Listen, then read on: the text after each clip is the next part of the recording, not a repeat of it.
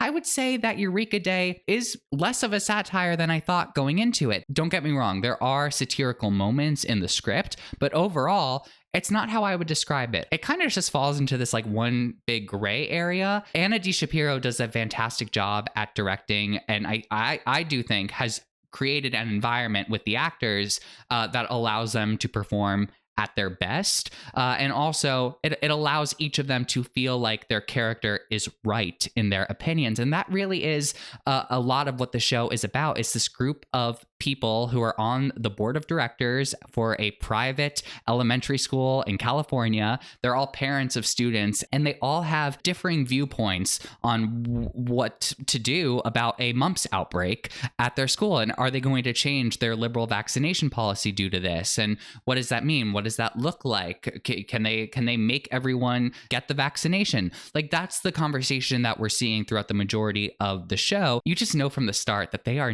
just not going to accomplish much. Or sorry, I shouldn't say that. They're just slow to accomplish things. They've created this environment. It's a very progressive elementary school, and they what they want to do is create a board of directors that comes to a consensus rather than just like a majority vote. And what we see is this results in very long, drawn out meetings because they're so concerned about making sure everyone's perspective is heard on a topic and making sure that they address every need. And what we find, and what I think the show is saying, is that it's nearly impossible to make a decision that will please everyone. I really like that the show highlights this point because we see these characters who are trying to please everyone, who must take a stand when it comes to the vaccination policy that will upset one group or the other. They highlight this hypocrisy about wanting to take all points of view and take them into account and consideration,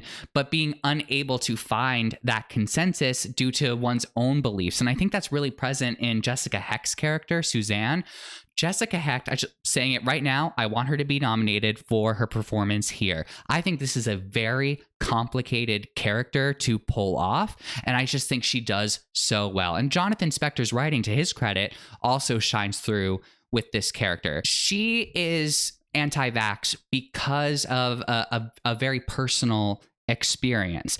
But what the show makes clear, and from what the other characters and how they discuss this, it makes it clear that one's personal experience is not data that should influence others, or it can't influence others because it's just one person's experience, which is a very complicated thing to navigate, especially in these situations. You know, how do you remain sensitive to that person while also getting your point across in terms of, well, like, here is what the scientific data actually shows in this scenario. So to that point, this character is just very difficult to pull off. So I give Jessica Hecht a lot of credit, just really well-rounded, really well done, and has such excellent chemistry with Amber Gray, who plays Karina, who's on the opposite side of the issue of vaccines. She is very pro-vaccination, and she's so funny. She plays a character who's very new to the school district, very new to the board of directors, and I liked seeing her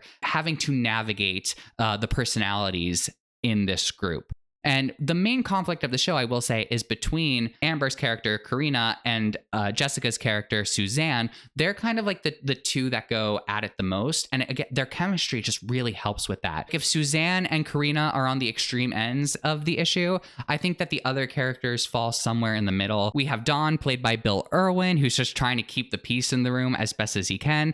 There's also Eli, who's played by Thomas Middleditch, and Miko, who's played by Chelsea Yakura-Kurtz. I was really confused about the story arc between these two characters. It's like, I know what happens at the beginning, and I know what happens at the end. But where I think it would be clear how to get from one to the other, the script kind of just gets all confused. For example, there's this amazing scene right in the middle. I think this is the climax of the story. There's a virtual town hall, which is, you know, like a virtual Zoom meeting, let's say, and you have parents commenting in the live chat as you're watching it along. It was so funny and so true to what it feels like to be on one of those calls. My audience went wild for it. I would want to see the show again. I'm not going to, but I would want to see the show again just to see that scene again. It's less about the actual characters that we see on stage and more about what we see projected behind them on the wall, the Zoom chat. But then all of a sudden, the character of Eli, gets like a phone call or he makes a phone call.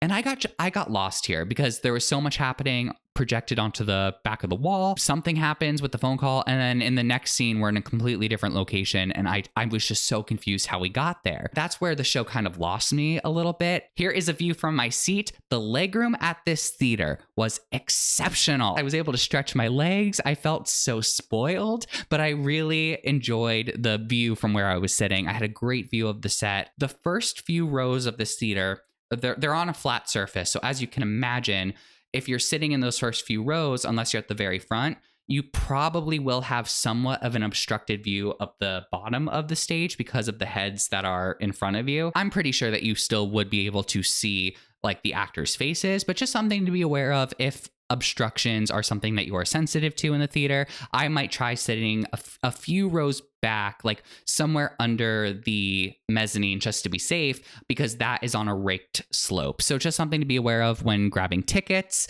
But I loved the view that I had. I had a great view of the scene design by Todd Rosenthal. I felt like so transported back to my elementary school days.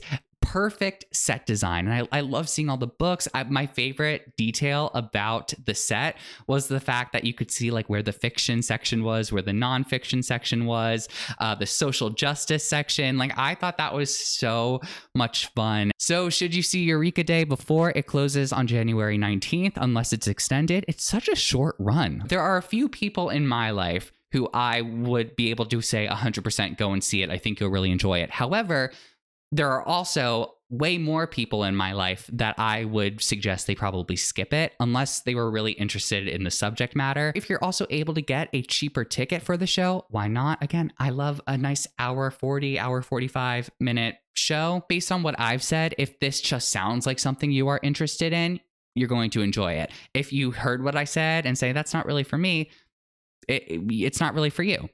Those are my thoughts on Eureka Day, now playing at the Samuel J. Friedman Theater until January 19th, again, unless extended. I would really love to read your thoughts in the comment section below. I would also appreciate it if you gave this video a thumbs up.